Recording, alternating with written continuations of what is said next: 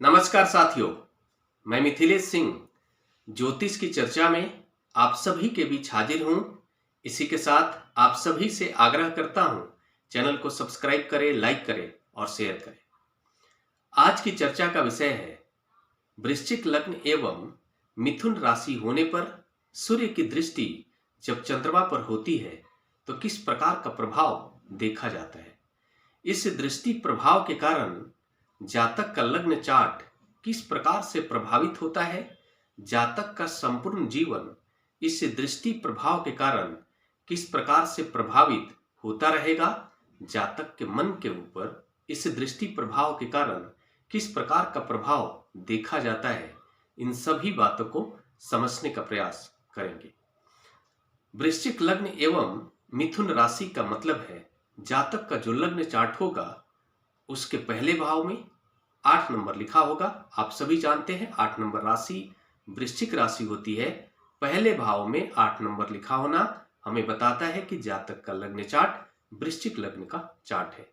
साथ में जातक की राशि मिथुन राशि तब बनेगी जब चंद्रमा जहां पर 3 नंबर लिखा होगा वहां विराजमान होंगे। वृश्चिक लग्न के चार्ट में 3 नंबर राशि बनेगी अष्टम भाव में। अष्टम भाव में होकर चंद्रमा मिथुन राशि में विराजमान होंगे। इस प्रकार से जातक की राशि बन जाएगी मिथुन राशि और कहा जाएगा यह लग्न चार्ट मिथुन राशि एवं वृश्चिक लग्न का चार्ट है। साथ में चंद्रमा के ऊपर सूर्य का दृष्टि प्रभाव तब देखा जाएगा जब सूर्य द्वितीय भाव में धन भाव में धनु राशि में होकर विराजमान होंगे और वहां पर बैठकर अपनी सातवीं दृष्टि से अष्टम भाव पर अपना दृष्टि प्रभाव डालेंगे। साथ में चंद्रमा के ऊपर भी अपना दृष्टि प्रभाव डालेंगे। इसके क्या प्रभाव होंगे इसको समझने का प्रयास करते हैं। वृश्चिक लग्न एवं मिथुन राशि, इस लग्न चार्ट के अंदर सूर्य की भूमिका 10वें भाव के स्वामी ग्रह के रूप में है और साथ में चंद्रमा 9वें से 10वें भाव के स्वामी ग्रह होकर सूर्य द्वितीय भाव में धनु राशि में विराजमान है और चंद्रमा 9वें भाव के स्वामी ग्रह होकर अष्टम भाव में लग्न चार्ट के अकॉर्डिंग मिथुन राशि में विराजमान है, अपने से द्वादश भाव में विराजमान है। आप सभी जानते हैं वृश्चिक राशि के स्वामी ग्रह मंगल होते हैं। इस कारण से हम ये कहेंगे कि जातक के लग्नेश मंगल है। जातक का मूल व्यक्तित्व मंगल के प्रभाव में रहेगा। जातक ऊर्जावान होगा, उत्साह से भरा हुआ होगा, एनर्जेटिक इंसान होगा, जोश से भरा हुआ इंसान होगा, एग्रेसिव इंसान होगा और साथ में किसी भी कीमत पर किसी भी प्रकार की प्रतियोगिता में हारना उसे पसंद नहीं होगा। हम ये कह सकते हैं कि ऐसा जातक हार स्वीकार नहीं करता है और जीत उसके दिमाग पर इस प्रकार का चढ़ा होता है कि कभी कभी वो जीतने के लिए अनैतिकता के रास्ते को भी अपनाता है। हम ये कहेंगे कि यह सकारात्मक है कि जातक के व्यक्तित्व में ऊर्जा से भरा हुआ व्यक्तित्व होता है और हार स्वीकार नहीं करता है। प्रतियोगिता का भाव उसके दिमाग पर होता है लेकिन बहुत ज्यादा होता है, यह नकारात्मक होता है। साथ में हम यह कहेंगे कि जातक के व्यक्तित्व में ऊर्जा विशेष होने के कारण इस कॉम्बिनेशन को हम एक अच्छा कॉम्बिनेशन के रूप में देख सकते हैं। वृश्चिक लग्न एवं मिथुन राशि का मतलब है जातक की राशि के स्वामी ग्रह बुध हो जाएंगे। बुध का प्रबंधन चंद्रमा को मिलेगा। हमें कहेंगे कि जातक के मन के ऊपर बुध का प्रभाव देखा जाएगा। जातक कैलकुलेटिव होगा, अच्छी वाणी बोलने वाला होगा, अपने बारे में पहले सोचने वाला होगा, परिस्थितियों के अनुसार व्यवहार करना जानने वाला होगा, बहुत ही अच्छा कैलकुलेटिव होगा। ऐसा जातक वाणिज्य के क्षेत्र में अच्छी भूमिका निभाता है, अच्छा सीए बनता है, अच्छा व्यापारिक बनता है।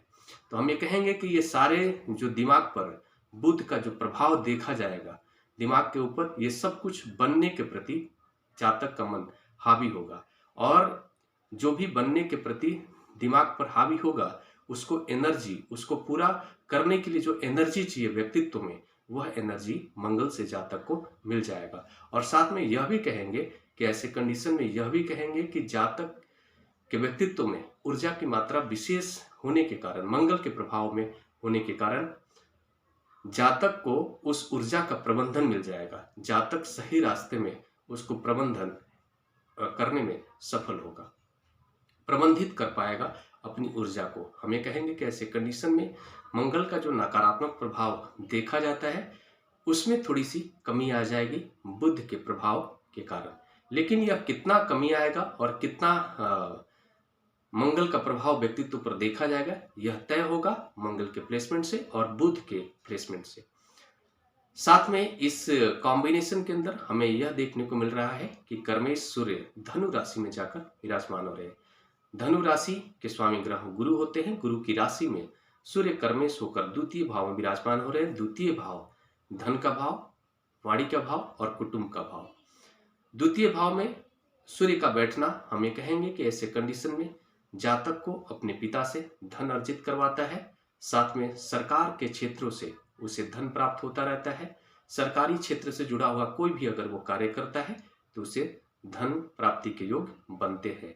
लेकिन यह जो सूर्य का प्लेसमेंट होता है कुछ मामले में नकारात्मक प्रभाव देता है, जैसे कि जातक के कुटुंब के साथ में थोड़े से अनबन की स्थिति को बनाता है, जातक की वाणी को खराब करता है, व्यक्तित्व में थोड़ा सा रौब का स्वभाव लेकर आता है, वाणी को रूड बनाता है, एग्रेसिव बनाता है। कभी कभी कुटुंब के ऊपर इसका नकारात्मक प्रभाव देखने को मिलता है, कुटुंब उससे नाराज हो जाते हैं इस प्रकार की स्थिति में। साथ में सूर्य नवम भाव के स्वामी ग्रह चंद्रमा पर अपना दृष्टि प्रभाव डाल रहे हैं और अष्टम भाव से चंद्रमा का संबंध बन रहा है और नवमेश होकर चंद्रमा अष्टम भाव से संबंध बना रहे हैं। चंद्रमा का जब भी अष्टम भाव से संबंध होगा हमें कहेंगे कि जातक का मन अष्टम भाव के जो क्षेत्र है उस क्षेत्र से जुड़ जाएगा। जातक ज्योतिष विद्या, गूढ़ ज्ञान, रहस्यवादी ज्ञान, तंत्र विद्या, मंत्र विद्या, सट्टा मार्केट का ज्ञान, रहस्यवादी ज्ञान, साथ में इनोवेशन, रिसर्च, इस तरह के सभी क्षेत्र में जातक की रुचि होगी। हमें कहेंगे कि ऐसा जातक रिसर्च करना चाहेगा। किसी भी क्षेत्र को लेकर अगर उसके दिमाग में किसी भी प्रकार की क्यूरियोसिटी आएगी तो वो उसके बिल्कुल जड़ में जाना चाहेगा, वो किसी भी विषय के जड़ में जाना चाहेगा जातक। और इस प्रकार के जो लोग होते हैं रिसर्च के क्षेत्र में अच्छी भूमिका निभाते हुए देखे जाते हैं। चंद्रमा का संबंध अष्टम भाव में हो रहा है बुध की राशि में। मैं कहेंगे कि ऐसा जातक बहुत अच्छा ज्योतिष विद्या का भी ज्ञाता हो सकता है। बुध की राशि में जाकर चंद्रमा बैठ रहे हैं। बुध के प्रभाव के कारण जातक के व्यक्तित्व में कैलकुलेशन बहुत अच्छी आ जाएगी। ऐसा जातक बहुत अच्छा प्रिडिक्ट कर सकता है, किसी भी परिस्थिति को बहुत ही अच्छे से पहले ही भाप लेने वाला जातक हो सकता है। जातक का यहाँ पर यह भी देखने को मिल रहा है कि कर्म का संबंध चंद्रमा से सीधा बन रहा है और चंद्रमा अष्टम भाव में जाकर बैठे हुए। तो हमें कहेंगे कि जातक का जो कर्म हो सकता है वो इन्हीं क्षेत्रों से जुड़े हुए क्षेत्रों में हो सकता है। जातक किसी क्षेत्र में रिसर्च का काम करता हो, ज्योतिष विद्या से रिलेटेड कोई कार्य करता हो, सट्टा मार्केट से रिलेटेड काम करने के लिए जातक इच्छुक हो सकता है। कोई भी ऐसा काम जहां पर भी इनोवेशन होता है वहां पर जातक किसी प्रकार का कार्य कर सकता है, या फिर किसी भी क्षेत्र में अगर वो कार्य करता भी है, अगर इन क्षेत्रों से जुड़कर या हटकर, तब भी वो उस क्षेत्र के जड़ तक जाने की उसकी इच्छा होगी और उस क्षेत्र के जड़ में जाएगा, विशेष लेवल का ज्ञान प्राप्त करेगा। सूर्य का दृष्टि प्रभाव के कारण चंद्रमा पर जो नकारात्मक प्रभाव होता है सामान्य प्रभाव यहाँ भी देखने को मिलेगा। जातक के माता पर इसके प्रतिकूल प्रभाव होंगे, उनके स्वास्थ्य पर प्रतिकूल प्रभाव देखा जा सकता है। जातक का माता के साथ वाद विवाद भी करा सकता है और जातक का मन भी चिड़चिड़े स्वभाव का हो सकता है, अहंकार से भर सकता है। जातक झगड़ालू स्वभाव का भी हो सकता है। हमें कह सकते हैं बिना ही कारण जातक का मन किसी भी कारण से, मतलब हमें कह सकते हैं कभी कभार ऐसा होगा कि उसके मन के अंदर ऐसी स्थिति होगी कि उसका मन ही नहीं लगेगा। वो अचानक से जो है कि अकेला होने की स्थिति में मतलब चाहेगा कि वो थोड़ी देर के लिए अकेला हो जाए, वो सबसे मतलब उसका मन भर जाएगा और वो अकेला थोड़ी देर रहने में अच्छा फील करेगा, इस तरह की स्थिति बनेगी। हमें कहेंगे कि ऐसे लोग जो होते हैं चंद्रमा वहां पर जाकर पीड़ित हो सकते हैं, पीड़ित हो जाते हैं सूर्य के प्रभाव के कारण। और ऐसे कंडीशन में क्या है कि सूर्य ऑलरेडी बली होकर द्वितीय भाव में बैठ रहे हैं। धनु राशि में जब भी बैठेंगे सूर्य को बल मिल जाएगा। धनु राशि अग्नि तत्व राशि के अंतर्गत आता है, तो सूर्य बली होकर जब अपना दृष्टि प्रभाव डालेंगे, चंद्रमा पर विशेष नकारात्मक प्रभाव देखा जाएगा। बहुत ही ज्यादा विकारों से ग्रसित हो सकता है, चिड़चिड़े स्वभाव का हो सकता है, और मन से संबंधित किसी प्रकार का विकार जातक के अंदर देखा जा सकता है। मन से संबंधित, मानसिक रोग से संबंधित समस्याएं जातक को देखने को मिल सकता है। इस बात का भी विशेष ख्याल रखना चाहिए। माता के स्वास्थ्य का भी विशेष ख्याल रखना चाहिए। ये जो भी प्रभाव है ये सामान्य प्रभाव है। इन प्रभाव में कमी या बढ़ोतरी दोनों देखा जा सकता है। वो डिपेंड करेगा बाकी सभी ग्रहों का प्लेसमेंट किस प्रकार का है, सभी ग्रह किस भूमिका में जाकर विराजमान है लग्न चार्ट में, कितने सकारात्मक हैं, कितने नकारात्मक हैं, किस भाव के स्वामी ग्रह के साथ है, किस भाव के स्वामी ग्रह से दृष्ट हो रहे हैं, कितने डिग्री पर है, किस नक्षत्र में है, सब कुछ देखना महत्वपूर्ण होता है। ये सामान्य प्रभाव है। इसी के साथ अगले विषय पर चर्चा के लिए आप सभी के बीच मिलूंगा। तब तक के लिए मेरा नमस्कार।